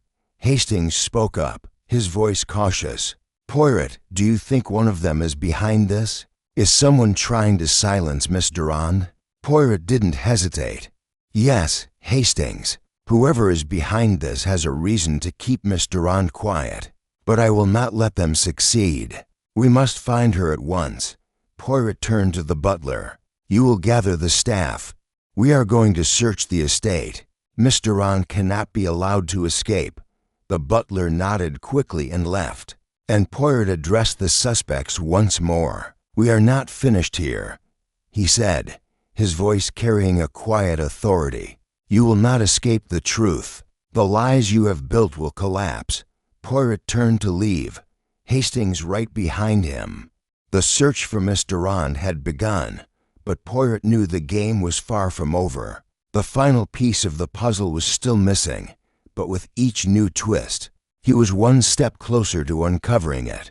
Miss Durand was not the end of the investigation, she was its turning point, and Poirot would not rest until the truth was exposed. Chapter 14. The final piece falls into place. Poirot and Hastings moved swiftly through the mansion, their footsteps echoing in the otherwise quiet halls. The estate, once a symbol of wealth and sophistication, now felt like a labyrinth of secrets, each turn and corner hiding a new twist in the investigation. The disappearance of Miss Durand had added an unexpected layer of complexity to the case. But Poirot was not deterred. He had faced greater challenges, and this one would be no different. As they reached the staircase, Poirot's mind raced with the details of the case. Miss Durand's disappearance was not just an attempt to escape, it was a calculated move, designed to throw them off the trail. Someone in this household was desperate to prevent Poirot from uncovering the truth. The question was who? Poirot turned to Hastings. "We must search thoroughly, Hastings. Miss Durand is not far. She has not disappeared completely. She is hiding, and someone is helping her." Hastings nodded, his face a mixture of concern and determination. "Do you think she's been threatened, Poirot?" Poirot's gaze was steady. "It's clear that someone is trying to silence her, but I believe Miss Durand holds the key to everything. If we find her, the rest of this mystery will fall into place." They reached Miss Durand's room, and Poirot took in the scene with his usual sharp eye. The room was undisturbed, except for the open window. Poirot stepped toward it and examined the ledge. There were marks in the dust, footprints, faint but noticeable. The footprints led to the side of the house, where a small gate led to the gardens. "She left here," Poirot said quietly. "The question now is why. What did she learn, and who did she trust enough to confide in?" Hastings surveyed the area, then looked at Poirot with a question in his eyes. "What do you think she knows, Poirot? Is she the one behind this whole scheme?" Poirot shook his head. "No, Hastings. Miss Durand is not the mastermind. She is merely a pawn in a much larger game." but she knows enough to put her life at risk to escape. That is what concerns me." They moved quickly, searching the gardens and surrounding grounds. The estate's extensive grounds, with their manicured hedges and winding paths, provided plenty of places to hide. But Poirot wasn't interested in wasting time looking for someone who wasn't there. Instead, he focused on what Miss Durand had left behind: details, small clues, and the connections that could lead him to the person she was hiding from. Poirot stopped near a small garden shed. The door was slightly ajar, and there was no sign of forced entry. He walked closer, his gaze flicking to the ground. The grass was disturbed near the base of the shed, as though someone had recently passed through. "Here," Poirot murmured, his voice low but firm. "Hastings, stay back. This may be the place," as he opened the door to the shed. The pungent smell of mildew and earth filled the air. The inside was sparse, with only a few old tools stacked neatly in a corner. But something else caught Poirot's eye: a letter, folded neatly and placed under a pile of rags. He picked it up carefully, examining the handwriting on the envelope. The name on it was familiar: Catherine Durand. Poirot's eyes flicked to Hastings, who had followed him into the shed. "What do you make of this, Hastings?" Poirot asked, holding up the letter. Hastings looked at it carefully, then glanced at Poirot. "It looks like a letter she wrote herself. Do you think it's a letter to someone important? Someone who might be behind all of this?" Poirot didn't answer immediately. He opened the letter slowly, reading its contents with great care. As his eyes scanned the words, his mind clicked into place. This was it. The final piece of the puzzle was in his hands. "Ah," Poirot murmured, folding the letter back up. "I knew it. This confirms everything." Hastings looked at him in confusion. "What does it say, Poirot?" Poirot's eyes glinted with a mixture of satisfaction and urgency. "This letter, Hastings, is a confession. It confirms that Miss Durand knew exactly what was happening in this house, and it names the person responsible for the entire web of deceit." Poirot turned to leave the shed, his mind already working through the implications. "We must act quickly. The truth is finally within reach. I have no doubt now about who is behind Samuel Dumont's murder and who tried to silence Miss Durand." As Poirot and Hastings made their way back toward the estate, the pieces of the case began to fall into place. The truth was clearer now, and soon it would all be revealed. The game was nearing its end, and Poirot was ready for the final confrontation. Soon, the person responsible would face the consequences of their actions. Poirot's determination was unwavering. He had pieced together the clues, uncovered the lies, and now he would bring the truth to light no matter the cost. Chapter 15. The final gathering. Poirot and Hastings had made their way back to the Dumont estate, the weight of the investigation pressing heavily on their shoulders. The pieces were nearly in place, but Poirot knew that the final gathering of suspects would be the moment, that everything would come to a head. They were closer than they had ever been, but the final confrontation was required to reveal the true culprit. As they entered the grand drawing room, Poirot's eyes scanned the faces of those gathered. The room was still, charged with an electric tension. Each suspect sat silently, their expressions masks of calmness. Though Poirot could see the faint tremors beneath the surface, it was clear that the walls were closing in, and each person present had become a pawn in a much larger game. Eleanor Dumont, the widow, sat with her hands folded tightly in her lap. Her face was pale, and her eyes were bloodshot, evidence of the sleepless nights she had spent since the murder. Her body language screamed of discomfort, though she tried desperately to maintain her composure. Charles Dumont, her nephew, sat nearby, his posture stiff and proud, but his eyes betrayed him. They darted from Poirot to the others, unable to settle for long on any one spot. Catherine Durand, the once silent companion, was now restless, her gaze flickering nervously between Poirot and the others. Dr. Ekstrom, the physician, had a cold, detached expression, But there was a flicker of something deeper, something darker beneath his calm facade. Poirot stepped forward, his eyes sweeping across the room. He could feel the growing anticipation, the tension tightening like a noose around the group. This was at the moment of reckoning. Mesdames et messieurs, Poirot began, his voice steady but filled with quiet authority. The time has come to reveal the truth that has been buried beneath layers of lies and deception. The room remained silent, but Poirot could sense the anxiety in the air. He moved slowly, his gaze lingering on each suspect as he spoke. We have uncovered much in the course of this investigation. We have discovered false confessions, attempted murders, and a web of secrets that extends far beyond Samuel Dumont's death. But the most crucial piece of this puzzle lies within each of you. Eleanor's hands clenched as she looked toward Charles with a mix of fear and disbelief. Charles, on the other hand, sat up straighter, his face becoming more defensive. His eyes narrowing in suspicion, Poirot turned to face them both. You, Madame Dumont, and you, Monsieur Dumont, are connected to this crime in more ways than you care to admit. But it is your secrets, your shared knowledge that have led us here today. Eleanor's voice quivered as she spoke. I don't know what you mean, Poirot. My husband. He was difficult, but I never wanted him dead. Poirot nodded slightly, acknowledging her grief. I do not believe you wanted him dead, madam, but you knew more than you have admitted. Samuel Dumont returned to this estate for a reason. He knew something that threatened the very foundation of your family's wealth. And you, madam, were aware of it. Charles's face grew harder, his gaze shifting to Dr. Ekstrom as if seeking validation. Poirot noted the look, but said nothing. He knew exactly where the lies began and where they ended. Your uncle, Poirot continued, his voice growing more intense, had uncovered a network of criminals. People who would stop at nothing to protect their secrets.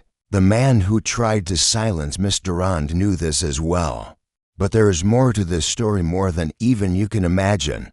Poirot turned to Catherine Durand, whose eyes were now filled with an almost palpable tension. Mademoiselle Durand, you have been a central figure in this entire investigation. You knew too much about Samuel Dumont's past, didn't you? You knew that his return to this estate wasn't about reconciliation, it was about survival. Catherine opened her mouth to speak, but faltered, her eyes darting between the others. Poirot didn't wait for her response. He knew she was hiding something she had been unwilling to admit until now. You are not the mastermind, mademoiselle, Poirot said softly, his gaze locking onto hers. But you knew enough to put your life at risk. Samuel Dumont's enemies are far more dangerous than any of you realized. Poirot then turned to Dr. Ekstrom, his eyes narrowing slightly. The physician had remained silent throughout most of the gathering, but Poirot could tell that his nerves were fraying. He had been hiding something of that. Poirot was certain. Doctor, Poirot said, his voice carrying an edge, you have been a calm observer throughout this investigation.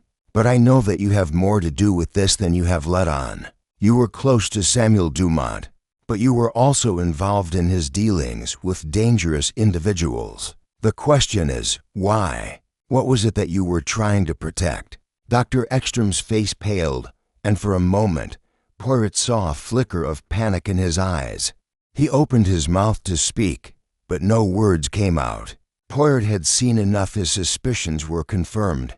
The truth, Doctor, Poirot continued, his voice cutting through the tension, is that you, all of you, were hiding the same dark secret. Samuel Dumont's return to this estate was not a coincidence, and the person responsible for his murder is one of you. The room fell into an almost suffocating silence. Each suspect was now fully aware that the moment of revelation had arrived. There was no turning back now. Poirot paused, letting the weight of his words settle in the room. The game is over, and the truth will be exposed. Soon, you will all have no choice but to face the consequences of your actions.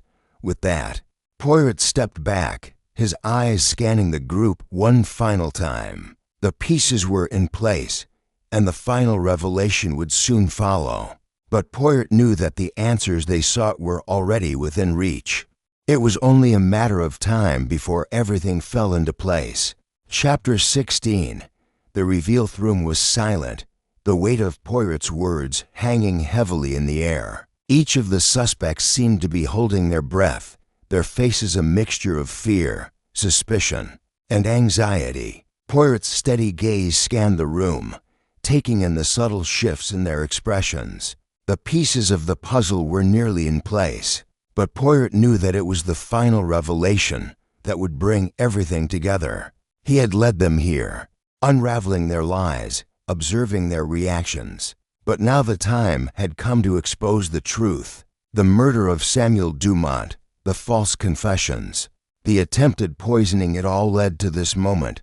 Poirot's voice broke the silence. The truth, as I have already said, has been hidden in plain sight. Each of you has played a role in this web of deception, but only one of you is responsible for the death of Samuel Dumont. Eleanor Dumont, who had been sitting with her hands folded in her lap, now shifted uncomfortably in her chair. She had tried to maintain her composure throughout the investigation, but Poirot's words had shattered the illusion of control. "I don't understand," she said, her voice trembling. "I didn't kill him. I couldn't have."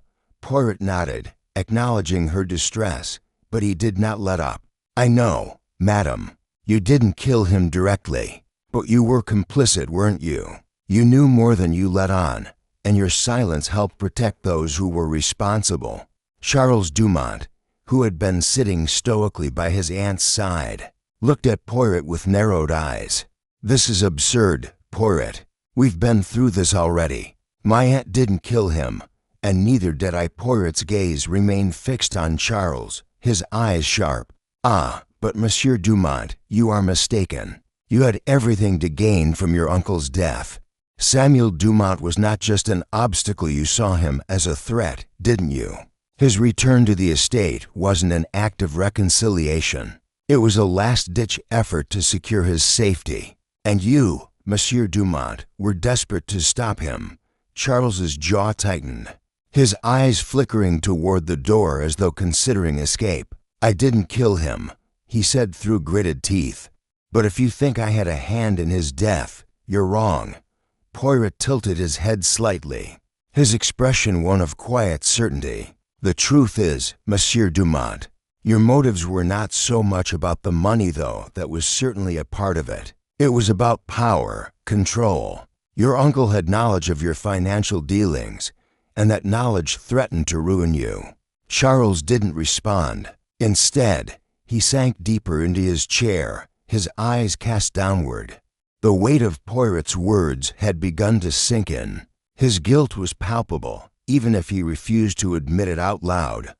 Poirot turned to Catherine Durand, who had been watching the exchange with increasing unease. "Mademoiselle Durand," Poirot said softly, "you were not an innocent bystander in all of this, were you? You knew about the danger Samuel Dumont was facing. You were aware of the dark forces at play in this house. But more than that, you were involved." Catherine's face paled, and she shifted uncomfortably in her seat. I didn't want any of this. I loved Samuel. I never wanted him dead," she said, her voice shaking. Poirot stepped closer to her, his gaze unwavering. "I believe you, mademoiselle. You were caught in a situation that you did not fully understand. But your involvement was not passive. You knew what was happening, and you chose to stay silent. You chose to protect those who were pulling the strings." Catherine's lips trembled, and she looked down, unable to meet Poirot's eyes. "I didn't want to get involved. I didn't know how deep it went. I was afraid." Poirot nodded, his expression softening for a moment. "Fear is a powerful thing, mademoiselle, but fear often clouds judgment. And in your case, it led to your silence. You chose to protect the guilty rather than risk your own safety." Finally, Poirot turned to Dr. Ekstrom, who had been standing at the back of the room, his arms crossed. The doctor's expression was one of defiance, but Poirot could see the subtle signs of fear beneath his bravado. "Doctor," Poirot began, his voice low and measured, "you have been the most elusive of all. You have carefully kept your distance, pretending to be a mere observer. But in reality, you were a participant in this scheme, weren't you? You knew what was happening, and you played your part." Dr. Ekstrom's face hardened, and he stepped forward, his voice rising in anger. "I had nothing to do with this. I tried to help Samuel. I did everything I could to protect him." Poirot raised a hand, silencing the doctor. "Your help, doctor, was not out of the goodness of your heart. You were trying to protect your own interests, just as the others were. You knew of Samuel's dealings with dangerous people, and you helped him at least, until his return to the estate became too risky for you. You saw an opportunity, and you took it." Dr. Ekstrom looked as though he might explode with frustration, but he held his tongue. The doctor's guilt was written across his face, but his pride kept him from confessing. Poirot took a step back, his gaze sweeping across the room one last time. "The truth is now clear. Samuel Dumont was murdered by one of you, but the rest of you were complicit in his death. You all played a part in protecting the killer, and you all have secrets that you hope would remain hidden. But the time for secrets is over." Poirot's voice grew firm and resolute. "The murderer is here, among us, and I am ready to expose the truth. The final piece has fallen into place." With that, Poirot looked directly at each of them in turn. It was time to confront the guilty party, to reveal the truth that had been so carefully concealed. The game was over. Chapter 17, Outcome, and Justice's room was heavy with silence. The weight of Poirot's words hung in the air, thick and suffocating. His sharp eyes scanned the faces of the suspects, each one now trapped in their own web of deceit. Their faces were a mix of fear, guilt, and defiance, but none of them spoke. No one dared to interrupt the unfolding moment. Poirot had them right where he wanted them. He took a slow, deliberate step toward the center of the room, his hands clasped in front of him. His gaze was cold, calculating. The pieces had fallen into place, and the truth was now undeniable. Poirot's voice broke the silence, smooth and confident. "You have all hidden behind your lies, your secrets, your false bravado. But now the time has come to face the consequences of your actions." He paused for a moment, allowing the tension to build before continuing. "Samuel Dumont's death was not an accident. It was not a random act of violence. It was a carefully orchestrated murder, and each of you had a hand in it." Eleanor Dumont shifted uncomfortably in her seat, her face pale and drawn. She looked over at Charles, who was sitting rigidly beside her, his arms folded tightly. The pressure was mounting, and they both knew the inevitable was coming. Poirot turned to them, his eyes piercing. "Madame Dumont, you may not have physically killed your husband, but you were complicit in his death. You knew of his secrets, of the danger he was in. You knew that his return to this estate wasn't a simple act of reconciliation, but you chose to remain silent." Eleanor opened her mouth to protest, but the words caught in her throat. She looked down at her hands, unable to meet Poirot's gaze. Her guilt was written on her face. Poirot turned to Charles, his eyes narrowing. "And you, Monsieur Dumont, your motives were clearer. You had much to gain from your uncle's death. Samuel Dumont knew too much, and you knew that his knowledge would threaten everything you had worked for. You wanted him gone." Charles's expression remained stoic, but Poirot could see the flicker of panic in his eyes. The walls were closing in, and the truth was now inescapable. Poirot moved on to Catherine Durand, who had been sitting silently, her hands ringing nervously in her lap. "Mademoiselle Durand, you were not merely a victim in this. You were aware of the danger Samuel faced, and you knew the truth about the people who wanted him dead. You may not have wanted it to go this far, but your silence made you complicit." Catherine looked up, her face flushed with shame. "I never wanted this," she whispered, her voice breaking. I loved Samuel, but I was too afraid to speak out. I didn't know who to trust. Poirot's gaze softened for just a moment, his voice gentler now. Fear's a powerful motivator, mademoiselle, but it was your silence that allowed this tragedy to unfold. You knew more than you admitted. Finally, Poirot turned to Dr. Ekstrom, who had been standing near the window, his arms crossed tightly. The doctor had been quiet throughout the confrontation, but his unease was apparent. Doctor, you were Samuel's confidant, yet you knew the extent of the danger he was in. You kept your distance, hiding behind the facade of a concerned friend, but you knew more than you let on. You were protecting your own interests as much as you were protecting Samuel's. Dr. Ekstrom's face flushed with anger, but he did not speak. He stood motionless, his eyes fixed on the floor. Poirot stepped back, taking in the room. The game was nearly over. The truth is simple, my friends. Samuel Dumont was murdered, and each of you played a part. Whether through silence, manipulation, or greed, you all allowed this to happen. But now, the truth has come to light, and you will all face the consequences of your actions. He paused for a moment, letting the weight of his words sink in. Justice, however, is not mine to deliver. That is for the authorities. But I assure you, each of you will answer for what you have done. The door to the room opened slowly, and Inspector Hawke entered, his face grim. Monsieur Poirot, he said, his voice firm, I've gathered the evidence you asked for. The confession and the documents. They're all here. It's clear now that the case is closed. Poirot nodded, his face unreadable. Excellent, Inspector. The truth, as I have said, has a way of revealing itself. As Poirot turned to leave, his gaze swept over the suspects one last time. Their faces were a mixture of defeat and resignation, but none of them dared to speak. They had been caught, and they knew it. The truth had finally been laid bare, and justice would follow in its wake. Poirot stepped out of the room, Hastings following closely behind. The case was over, but Poirot's mind was already turning toward the next challenge. He had uncovered the secrets, solved the mystery, and brought justice to those who thought they could hide in the shadows. For now, the game is finished, but Poirot knew that there would always be another case, another mystery waiting to be solved. And when it came, he would be ready. Chapter 18.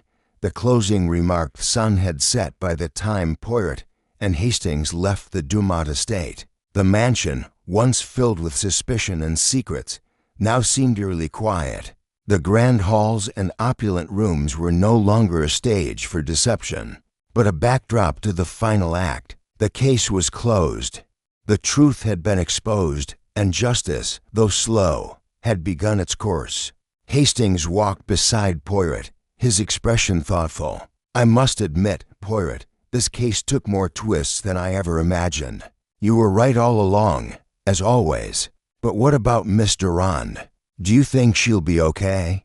Poirot nodded, his mind replaying the moments of the investigation. Mademoiselle Durand, Hastings, was a pawn, trapped by her own fears. But in the end, she made the right choice.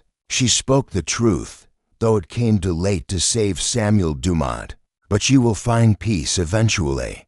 It is the others who must answer for their actions now. As they walked toward the car, Poirot's mind wandered back to the final confrontation. The Dumont family, each of them so different in appearance and demeanor, had all played their parts in the intricate drama. The motive, as it often was in such cases, had been buried in greed, fear, and hidden ambitions. But the unshakable certainty in Poirot's mind had guided him to the truth, piece by piece. His gaze softened for a moment as he turned to Hastings. Mon ami, this case was more than just a murder. It was about the lengths people will go to hide their true selves. Each of them had their secrets, their desires. Samuel Dumont was not a simple man, nor was his death. Hastings nodded. Yes, it seemed like there was so much more at play than we initially thought. It wasn't just the murder, it was the whole web of lies surrounding the family. And in the end, It all came crashing down. Poirot smiled, his gaze focused ahead. Indeed, Hastings, the web of lies that held them together unraveled, and each thread led us to the truth. It is the human condition. I suppose everyone hiding something. And often, it is the very thing they seek to protect that brings about their downfall. They reached the car, and Poirot paused before getting in, his expression reflecting the satisfaction of a job well done, but also the deep reflection that came with every case. There is one thing I will remember most about this investigation, Poirot continued, the lengths to which each of them went to protect themselves. They would have let others fall to keep their own secrets hidden. And yet, in the end, it was their own guilt that revealed them. Hastings opened the car door, but paused to look back at Poirot. I've always wondered, Poirot, what drives people to commit such acts? The lies, the betrayals. It seems so cruel. Poirot sighed softly as he slid into the car, his eyes thoughtful. It is not always cruelty, Hastings. It is fear. Fear of losing control. Fear of the consequences of their actions. Sometimes, it is the fear of being exposed for who they really are. The fear of being ordinary. But in the end, no one can hide forever. As the car pulled away from the estate, the sprawling grounds faded into the distance, swallowed by the night. Poirot leaned back in his seat, his mind already moving to the next case, the next challenge. There would always be more, always another mystery to unravel. But for now, he could rest, knowing that the truth had been uncovered and justice had been served. The night was quiet, the world outside peaceful, but Poirot knew that it was in the quiet moments, in the spaces between the noise, that the most important truths were found. And with that, Poirot closed his eyes, content that once again, his little gray cells had solved the puzzle. The case was closed.